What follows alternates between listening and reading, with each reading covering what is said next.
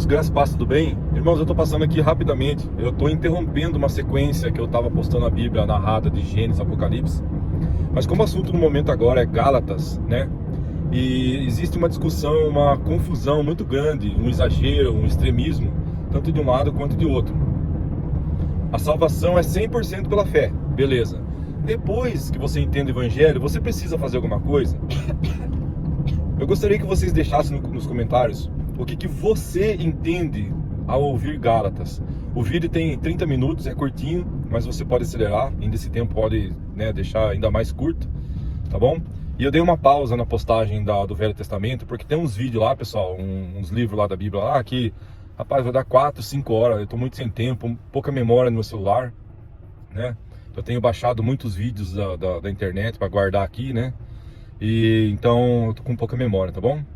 E temos do outro lado alguns CCBanos que estão falando que não, que você tem que fazer as boas obras. Então o que você entende? Será que Paulo está dizendo que não, você não pode fazer mais obra nenhuma? Né? Senão você está adulterando o evangelho para um evangelho anátema? Será que é isso mesmo que Paulo está falando? Será que Paulo está querendo dizer que a salvação é pelas obras, que nós temos que fazer obras? Vamos deixar o Paulo falar? Vamos fazer aqui nos bereanos? Vamos ouvir direto da fonte, que é a Bíblia? Segue aí, pessoal, compartilha e deixa nos comentários o que você entendeu a respeito desse tema. O que Paulo está querendo dizer na carta aos Gálatas. Deus abençoe. Carta de Paulo aos Gálatas, capítulo 1. Eu, Paulo, com meus companheiros na fé, envio saudações às igrejas da Galácia. Minha autoridade para escrever a você não vem de ninguém, nem procede de alguém de hierarquia superior, mas diretamente de Jesus, o Messias, e de Deus o Pai, que o ressuscitou dos mortos. Fui convocado por Deus. Quero saudá-los com as belas palavras graça e paz. São belas, pois nos lembram como Jesus nos resgatou do mundo maligno em que vivemos quando se ofereceu em sacrifício por nossos pecados. A vontade de Deus é que experimentemos esse resgate. Glória a Deus para sempre. Amém. Não posso acreditar no que ouvi. Como podem ser tão inconstantes? Como resolvem abraçar outra mensagem? Vocês estão traindo aquele que os chamou para a graça de Cristo. E vocês sabem que não se trata de detalhes irrelevantes. É outra mensagem, completamente diferente. É mentira deslavada sobre Deus. Os responsáveis por essa agitação estão virando a mensagem de Cristo de pernas para o ar. Quero deixar bem claro, se algum de nós, até mesmo um anjo do céu, pregar uma mensagem diferente da verdadeira e original, seja amaldiçoado. Vou repetir, se alguém, não importa a reputação ou as credenciais que possua, pregar uma mensagem diferente da que vocês receberam no início, seja amaldiçoado. Acham que falo desse modo para manipular alguém? Ou para impressionar o próprio Deus? Ou para ganhar aplausos do povo? Se meu alvo fosse popularidade, eu não seria escravo de Cristo. Saibam que a mensagem que transmiti a vocês não é mero discurso motivacional. Eu não a recebi de nenhuma tradição, nem a aprendi em alguma escola. Eu a recebi diretamente de Deus e de Jesus Cristo. Estou certo de que vocês ouviram a história da minha vida quando eu vivia no judaísmo. Na época eu perseguia a igreja de Deus. Meu objetivo era destruí-la. Ninguém me superava no apego às tradições dos nossos antepassados. Mas Deus tinha planos para a minha vida. Quando eu ainda estava no ventre da minha mãe, Ele me escolheu e me chamou por sua graça, cheia de generosidade. Por sua intervenção, revelou seu Filho a mim para que eu o anunciasse aos outros povos, os que não são judeus. Logo depois desse meu chamado, fui para a Arábia. Não consultei ninguém e não fui a Jerusalém me aconselhar com os que já eram apóstolos. Mais tarde, voltei a Damasco. 3 anos depois, fui a Jerusalém para conhecer Pedro e saber mais sobre a fé. Foram apenas 15 dias, mas que dias aqueles! Com exceção de Tiago, irmão do Senhor, não vi nenhum outro apóstolo. Diante de Deus, estou falando a pura verdade. Então comecei meu ministério nas regiões da Síria e da Cilícia. Mesmo depois de todo aquele tempo, eu ainda não era conhecido nas igrejas cristãs da Judéia. O que sabiam de mim era apenas isto: aquele homem que antes nos perseguia, agora está pregando a mesma mensagem que tentou destruir. E como eles agradeceram a Deus e o adoraram por minha causa.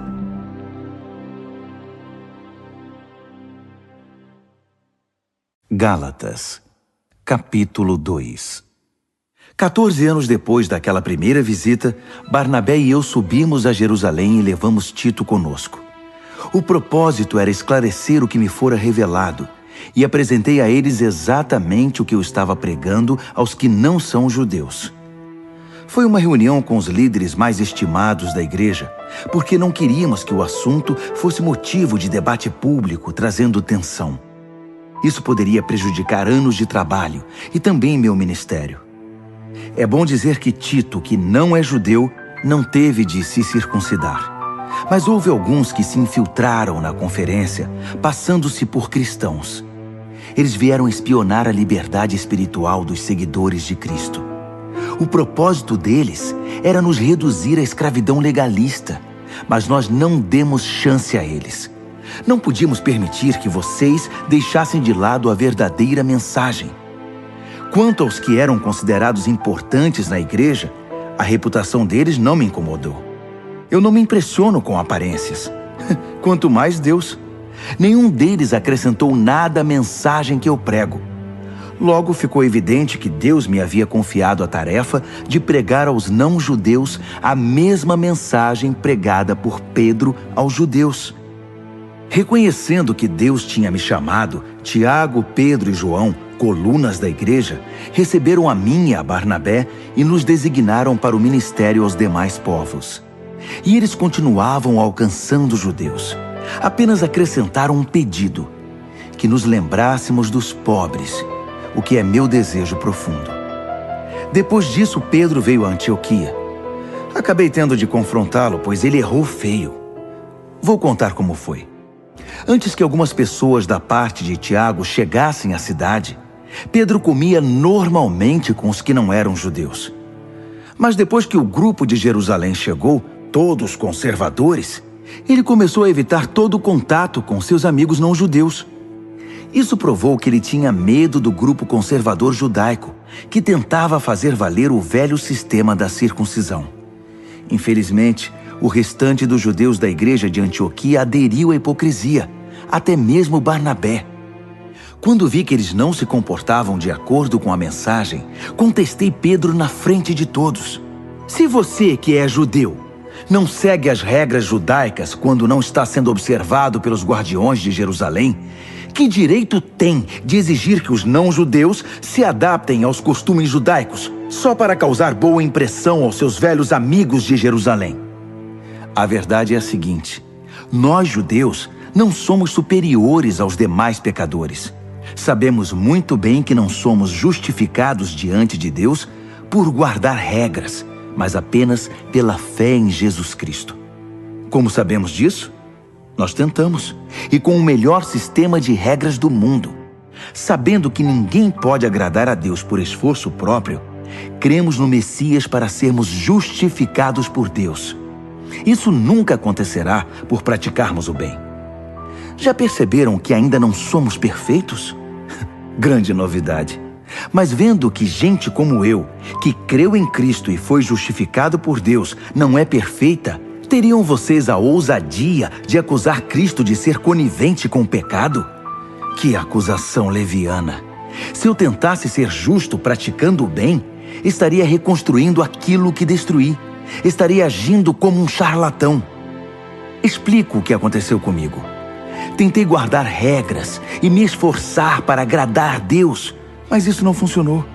Então desisti de ser um homem da lei para me tornar um homem de Deus.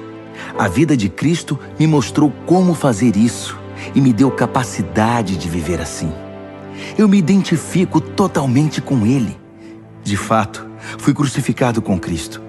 Meu ego não ocupa mais o primeiro lugar. Pouco me importa parecer justo ou ter um bom conceito entre vocês. Não estou mais tentando impressionar Deus. Agora Cristo vive em mim. A vida que vivo não é minha, mas é vivida pela fé no Filho de Deus, que me amou e se entregou por mim. E eu não volto mais atrás. Não está claro que voltar para a velha religião de guardar regras e agradar os outros é abandonar a nova vida de relacionamento com Deus? Não posso desprezar a graça de Deus. Se é possível ter um relacionamento vivo com Deus, apenas guardando regras, Cristo morreu em vão.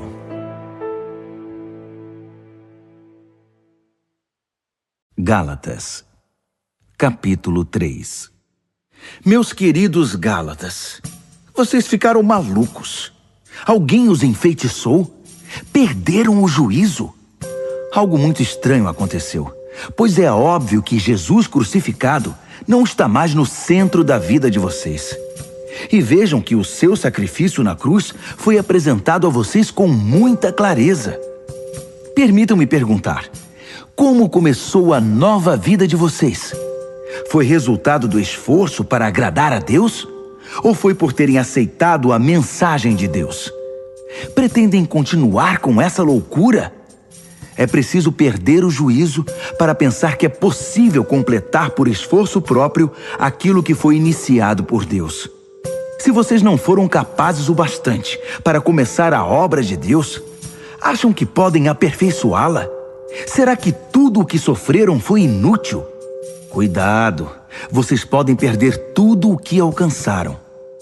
Respondam-me, será que Deus, que os presenteia com sua presença, com seu Espírito Santo, que realizou em vocês o que jamais conseguiriam fazer por esforço próprio, fez tudo isso por causa do esforço de vocês ou porque vocês confiaram a Ele esse trabalho? O que acontece com vocês não é diferente do que ocorreu com Abraão. Ele creu em Deus e esse ato de fé transformou-se numa vida justificada por Deus. Não é óbvio que quem deposita confiança em Cristo, mas não na lei, é como Abraão, filho da fé? Está previsto nas Escrituras que Deus justificaria os não-judeus pela fé. As Escrituras deixam isso muito claro na promessa feita a Abraão. Por seu intermédio, todas as nações serão abençoadas. Portanto, quem agora vive pela fé tem a mesma bênção de Abraão, que viveu pela fé. Não se trata de uma doutrina nova.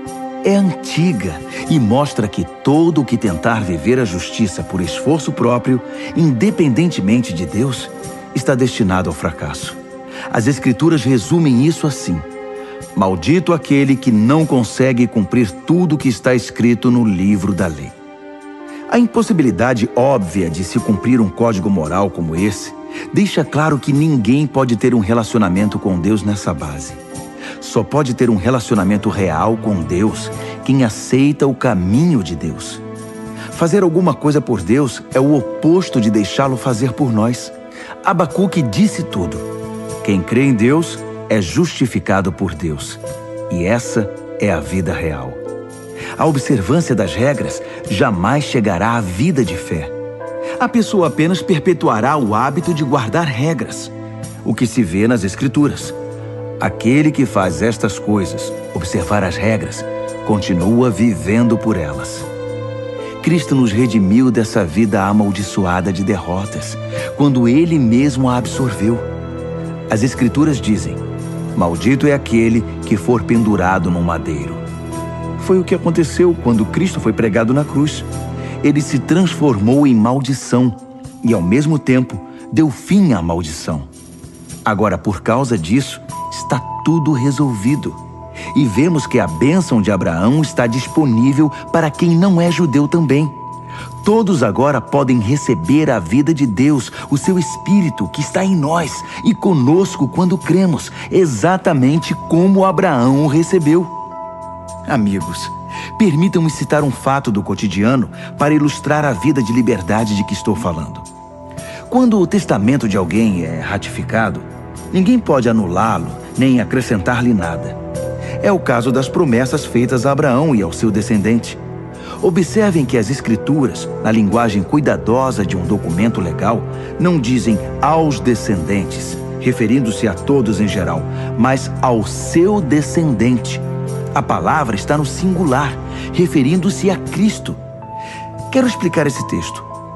Um testamento, mais tarde ratificado por Deus, não é anulado por um acréscimo anexado 430 anos mais tarde.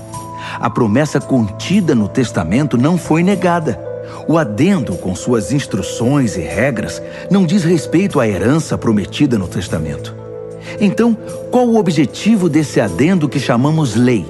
Foi um acréscimo às promessas originais contidas na aliança feita com Abraão. O propósito da lei era preservar um povo pecador na história da salvação até que Cristo, o descendente, viesse, herdando as promessas e concedendo-as também para nós. Evidentemente, a lei não foi dada num encontro direto com Deus, mas foi dada por anjos e por um mediador, Moisés. Se há um mediador, como havia no Sinai, então o povo não se relaciona diretamente com Deus, não é mesmo? Mas a promessa original é a bênção direta de Deus, recebida pela fé. Estaria então a lei contra a promessa? Seria uma negação da vontade de Deus para nós? Nunca. Seu propósito foi mostrar que não tínhamos um relacionamento de verdade com Deus. Ou seja, mostrar como é absurdo esperar que um sistema religioso consiga sozinho o que só é possível com fé, pelo cumprimento da promessa de Deus. Pois se observar regras pudesse trazer vida para nós já a teríamos obtido. A questão é que, enquanto ainda não havíamos chegado a ponto de responder com fé ao Deus vivo, fomos devidamente guardados e protegidos pela lei mosaica. A lei era como aqueles tutores gregos, bem conhecidos de vocês, que conduzem as crianças à escola e as protegem de perigos ou distrações, certificando-se de que chegarão aonde devem ir. Mas agora que chegaram ao destino, não precisam mais desse tutor. Pela fé em Cristo, vocês têm agora um relacionamento direto com Deus. O batismo que receberam em Cristo não foi um simples banho, mas um novo começo. Vocês também passaram a usar novas roupas, roupas de adulto na fé, a vida de Cristo, o cumprimento da promessa original de Deus. Na família de Cristo, não pode haver divisões entre judeus e não-judeus, escravos e livres, homens e mulheres. Entre vocês, todos são iguais. Isto é, nós todos estamos em um relacionamento comum com Jesus Cristo. Agora que são a família de Cristo, vocês são também os famosos descendentes de Abraão, herdeiros de acordo com as promessas da aliança. Gálatas, capítulo 4. Permitam-me mostrar a vocês as implicações disso. Enquanto é menor de idade, o herdeiro não está em posição melhor que a do escravo. Ainda que legalmente seja dono da herança, estará submisso a tutores e administradores até a data estabelecida por seu pai para a emancipação. Assim acontece conosco. Como escravos, dependíamos dos dominadores deste mundo, sem autoridade sobre a própria vida, pois ainda não havíamos sido emancipados. Mas quando chegou o tempo estabelecido, Deus enviou-nos seu Filho, nascido de uma mulher, sob as condições da lei, para redimir os que estavam sob o domínio da lei. Assim fomos libertados para sermos filhos que têm direito à herança. Uma vez que fomos adotados como filhos, Deus enviou o Espírito do seu Filho ao nosso coração, o que nos dá o privilégio de chamá-lo Papai. Essa intimidade com Deus é para vocês que são filhos, não para escravos. E como filhos, são também herdeiros com pleno acesso à herança. Antes de conhecerem Deus pessoalmente, vocês eram escravos dos deuses, que nem deuses são. Mas agora que conhecem o Deus verdadeiro, ou melhor, agora que Deus conhece vocês, como podem se sujeitar novamente a esses pretensos poderes? É como temer o bicho-papão. E não é isso que vocês fazem quando observam tradições e superstições associados a datas e festas especiais? Será que foi em vão tudo o que fiz por vocês? Meus queridos, gostaria muito que se pusessem em meu lugar. Afinal, foi o que fiz quando estive com vocês. Como vocês foram sensíveis e gentis. Em nada me prejudicaram. Quando preguei para vocês pela primeira vez, estava doente e nem pude prosseguir jornada. Sei que não é fácil receber um hóspede doente, mas vocês me trataram tão bem como se eu fosse um anjo de Deus, ou como se estivessem recebendo o próprio Jesus. O que aconteceu com toda aquela alegria? Sei que vocês teriam me dado os próprios olhos se fosse preciso. Tal era o carinho com que cuidaram de mim. E agora, de uma hora para outra, parece que virei inimigo de vocês? Foi só por dizer a verdade? Não posso acreditar. Os pregadores de heresias tentam agradá-los de todo jeito. É pura bajulação. Eles querem acabar com a liberdade que a graça de Deus dá a vocês. O objetivo deles é fazê-los dependentes da aprovação e da orientação que pretendem dar. Querem apenas se sentir importantes. É muito bom que vocês sempre façam o bem, mesmo quando não estou por perto. Por que mudar de atitude para comigo quando estou longe? Querem saber como me sinto agora, até que a vida de Cristo seja uma realidade na vida de vocês? Como uma mãe em dores de parto. Como eu queria estar com vocês. Eu nem falaria nesse tom tão severo, abrindo o coração. E vocês que são viciados na lei, já deram pelo menos uma olhada no que ela diz? Abraão teve 2 filhos, um da escrava e outro da livre. O filho da escrava nasceu por uma iniciativa humana. O filho da livre nasceu pela promessa de Deus. A ilustração é clara. As 2 histórias mostram 2 modos de relacionamento com Deus. A primeira fala do Monte Sinai, na Arábia. Representa o que acontece em Jerusalém, uma vida escrava que produz escravos como descendentes. É o caminho de Agar. A segunda fala da Jerusalém invisível, uma Jerusalém livre, nossa mãe. É o caminho de Sara. Lembrem-se do que Isaías escreveu. Alegre-se, ó estéril, você que nunca teve um filho. Exulte e cante, você que nunca sofreu as dores do parto. Porque são mais os filhos da abandonada do que os filhos da mulher casada. Não está claro, meus queridos, que como Isaque, vocês são filhos da promessa? Nos tempos passados, Ismael, o filho nascido por iniciativa humana, perseguiu Isaque, o filho da promessa pelo Espírito. Não é o que vemos agora? A perseguição promovida pelos hereges de Jerusalém segue o modelo antigo. Há um texto nas Escrituras que nos diz o que fazer. Expulse a escrava e seu filho, pois o filho escravo não será herdeiro com o filho livre. Não somos filhos da escravidão, mas sim da liberdade que vem do Espírito. Gálatas, capítulo 5. Cristo nos libertou para viver uma vida livre. Permaneçam nessa liberdade. Nunca mais aceitem sujeitar-se a nenhum tipo de escravidão. Quero enfatizar o seguinte: no momento em que vocês se submetem à circuncisão ou a qualquer outro sistema de regras, o dom da liberdade que Cristo conquistou com sofrimento acaba desperdiçado. Repito, quem aceita o sistema da circuncisão troca a maravilhosa vida de liberdade em Cristo pelas obrigações da vida de escravo da lei. Creio que o que está acontecendo não era a intenção de vocês. Quem escolhe viver de acordo com seus planos religiosos, tentando ser justo, se desliga de Cristo e está fora da graça. Mas nós vivemos a expectativa de um relacionamento com o Espírito que satisfaz. Em Cristo, nem nossa religião mais criteriosa, nem a indiferença quanto a obrigações religiosas significam alguma coisa. O que importa é algo mais íntimo. A fé expressa em amor. Vocês estavam correndo muito bem. Quem os convenceu a se desviar do caminho da obediência? Por certo, não foi aquele que os convocou para a corrida. Por favor, não pensem que isso é insignificante. Basta um pouquinho de fermento para levedar uma grande quantidade de massa de pão. Lá no fundo, o Senhor me deu a certeza de que vocês não vão desistir. Mas aquele que está perturbando vocês, seja quem for, enfrentará o juízo divino. Saibam que o boato de que continuo a pregar a circuncisão como eu fazia antes de encontrar o Senhor na estrada de Damasco, é um absurdo. Por que então eu ainda seria perseguido? Se eu pregasse a velha mensagem, ninguém ficaria ofendido. Omitir a cruz diluiria tanto a mensagem que ninguém se importaria. Quero saber por que esses agitadores tão obcecados pela circuncisão não se circundam totalmente.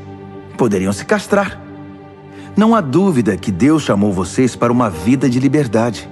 Mas não usem essa liberdade como desculpa para fazer o que bem entendem, pois assim acabarão destruindo-a. Em vez disso, usem a liberdade para servir o próximo com amor. É assim que vocês serão cada vez mais livres, pois o ensino da palavra de Deus resume-se numa única frase: ame o próximo como a você mesmo. Isso é que é liberdade. Se vocês vivem como cão e gato, vão acabar se destruindo. Querem perder a preciosa liberdade? Aqui vai meu conselho. Vivam nesta liberdade, motivados pelo Espírito de Deus. Só assim vencerão seus impulsos egoístas. Pois há em nós uma raiz de egoísmo que guerreia contra a liberdade do Espírito. Esta liberdade é incompatível com o egoísmo. São dois modos de vida opostos. Não dá para viver com os dois. Por que não escolhem o caminho do Espírito? Só por ele poderão fugir dos impulsos inconstantes de uma vida dominada pela lei. Todos conhecem o tipo de vida de uma pessoa que quer fazer o que bem entende.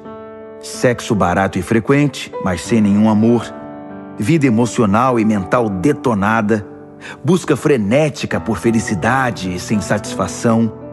Deuses que não passam de peças decorativas. Religião de espetáculo.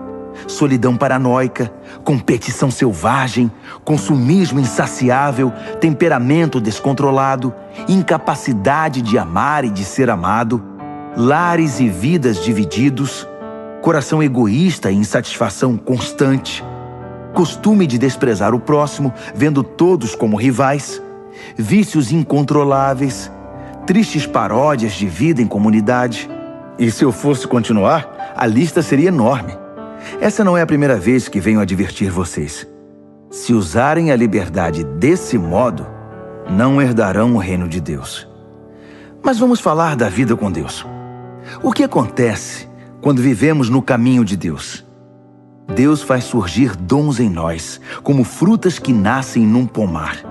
Afeição pelos outros, uma vida cheia de exuberância, serenidade, disposição de comemorar a vida, um senso de compaixão no íntimo e a convicção de que há algo de sagrado em toda a criação e nas pessoas. Nós nos entregamos de coração a compromissos que importam, sem precisar forçar a barra, e nos tornamos capazes de organizar e direcionar sabiamente nossas habilidades.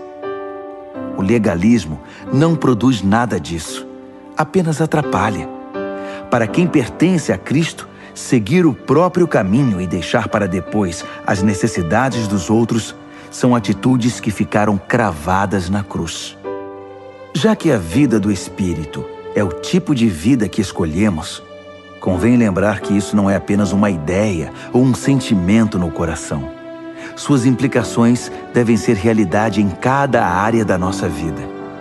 Isso significa que não devemos ficar fazendo comparações como se um fosse melhor que o outro. Temos coisa mais importante a fazer na vida. Ninguém é melhor do que ninguém. Cada pessoa tem valor singular e inestimável. Gálatas, capítulo 6. Amigos, vivam com criatividade. Se alguém cair em pecado, restaurem-no com perdão. Guardem as críticas. Vocês podem precisar de perdão antes que o dia termine. Ajam com misericórdia e estendam a mão aos oprimidos. Compartilhem aquilo que pesa a vocês e cumpram desse modo a lei de Cristo. Se pensam que são bons demais para agir assim, estão muito enganados. Cada um examine com cuidado a si mesmo e a maneira segundo a qual está cumprindo a missão que recebeu e dedique atenção total a ela.